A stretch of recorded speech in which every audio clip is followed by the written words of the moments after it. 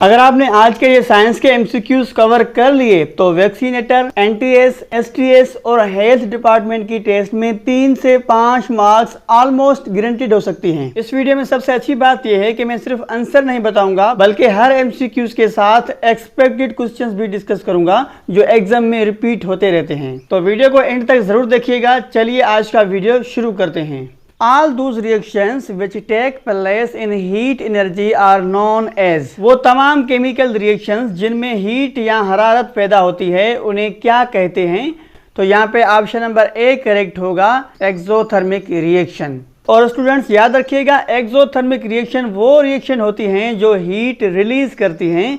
मिसाल के तौर पे पेट्रोल का जलना, गैस का जलना, लकड़ी का जलना, ये सब हीट पैदा करती हैं। अब इजी ट्रिक ये है कि एक्सो मतलब एग्जिट यानी बाहर निकालना, यानी हीट बाहर निकल रही है। और इससे रिलेटेड एक्सपेक्टेड एमसीक्यूज जो आने वाले टेस्ट में आपसे पूछे जा सकते हैं, वो एंडोथर्मिक रिएक्शन क्या होती है ये आपसे पूछ सकते हैं। तो वो रिएक्शन जो हीट एब्जॉर्ब करे उसे एंडोथर्मिक कहते हैं। मिसाल के तौर पे फोटोसिंथेसिस, आईसी मेल्टिंग, ये आने वाले टेस्ट में इस क्वेश्चन से रिलेटेड पूछ सकते हैं। अब क्वेश्चन नंबर 62 है।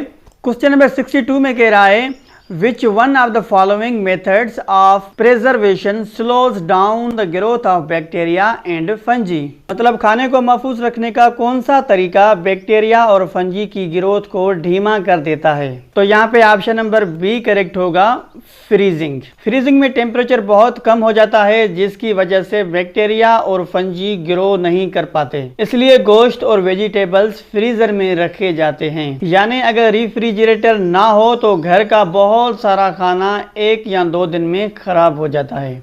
अब क्वेश्चन नंबर 63 को देखें। क्वेश्चन नंबर 63 में कह रहा है Which of the following involves in bread and vinegar formation? यानी डबल रोटी और सिरके की तैयारी में किसका रोल होता है? तो यहाँ पे ऑप्शन नंबर डी करेक्ट होगा, माइक्रोब्स का। और ये क्लास 5 की साइंस से क्वेश्चन दिया गया है, आई थिंक चैप्टर नंबर 1 और 2।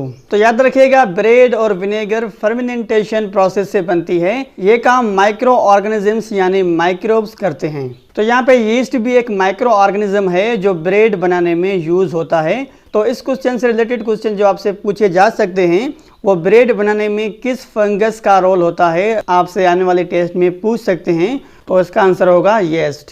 और आपसे पूछ सकते हैं कि फर्मेंटेशन क्या है? तो शुगर और अल्कोहल यानी एसिड में कन्वर्ट करने का प्रोसेस है। अब देखते हैं क्वेश्चन नंबर 64 को। क्वेश्चन नंबर 64 में है left side of the cerebrum is important to control. दिमाग का लेफ्ट साइड वाला हिस्सा किन एक्टिविटीज को कंट्रोल करता है? तो यहाँ पे ऑप्शन नंबर डी करेक्ट होगा, रीडिंग एंड थिंकिंग। तो लेफ्ट ब्रेन किन किन चीजों को कंट्रोल करता है? Reading, writing, mathematics, thinking, logical reasoning ETC, इनको लेफ्ट साइड वाला दिमाग का हिस्सा कंट्रोल करता है। एक्सपेक्टेड क्वेश्चन जो आपसे पूछ सकते हैं आने वाले टेस्ट में, राइट ब्रेन किस चीज को कंट्रोल करता है ये पूछ सकते हैं, क्योंकि इस टेस्ट में इन्होंने लेफ्ट साइड के बारे में पूछा है। आने वाले टेस्ट में राइट साइड के बारे में पूछ सकते हैं।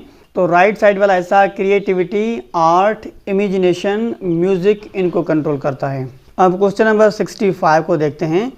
क्वेश्चन नंबर 65 में कह रहा है growth of a plant is affected by. पौधे की ग्रोथ किन चीज़ों से मुतासर होती है? तो यहाँ पे ऑप्शन नंबर डी करेक्ट होगा, temperature, sunlight, water and soil condition. तो याद रखिएगा, प्लांट को ग्रो करने के लिए धूप, पानी, मुनासिब टेम्परेचर और अच्छी सोइल जरूरी होती है। इससे एक्सपेक्टेड क्वेश्चन जो आपसे आने वाले टेस्ट में पूछे जा सकते हैं, फोटोसिंथेसिस का क्वेश्चन आपसे पूछ सकते हैं कि फोटोसिंथेसिस के लिए क्या जरूरी है? तो फोटोसिंथेसिस के लिए sunlight, water and carbon dioxide ये जरूरी चीजें हैं। तो ये जो आपको मैं एक्स्ट्रा चीजें बता रहा हूँ ये आपने जरूर याद रखनी है। आने वाले टेस्ट में बहुत चांसेस हैं कि ये पूछी जा सकती हैं। अब क्वेश्चन नंबर 66 को देखें। Which of the following stores urine? पेशाब को जमा करने वाला उज़ू कौन सा है? तो यहाँ पे ऑप्शन नंबर सी करेक्ट होगा, ब्लेडर, जिसे हम यूरिनरी ब्लेडर भी कहते हैं। एक पाउच होता है जिसमें पेशाब जमा होता है। तो इससे एक्सपेक्टेड क्वेश्चन जो आपसे पूछ सकते हैं कि यूरिन किस ऑर्गन में बनता है? तो ये किडनी में बनता है। या ह्यूमन बॉडी में कितनी किडनीज होती हैं ये भी आपसे पूछ सकते हैं। As you all know 2 kidneys होती हैं। अब क्वेश्चन नंबर 67 को देखें। क्वेश्चन नंबर 67 में है the smoke which contains poisonous ozone is known as, यानी वो स्मोक जिसमें जहरीले ओजोन मौजूद हो उसे क्या कहते हैं। तो याद रखिएगा, जब व्हीकल्स और फैक्ट्रीज की गैसेज सनलाइट के साथ रिएक्ट करती हैं तो फोटोकेमिकल स्मोक बनता है। तो यहाँ पे ऑप्शन नंबर ए करेक्ट होगा, फोटोकेमिकल स्मोक। तो आने वाली टेस्ट में आपसे पूछ सकते हैं कि स्मोक किस कॉम्बिनेशन से बनता है, तो स्मोक प्लस फोग ये दोनों मिला के स्मोक कॉम्बिनेशन बनती है।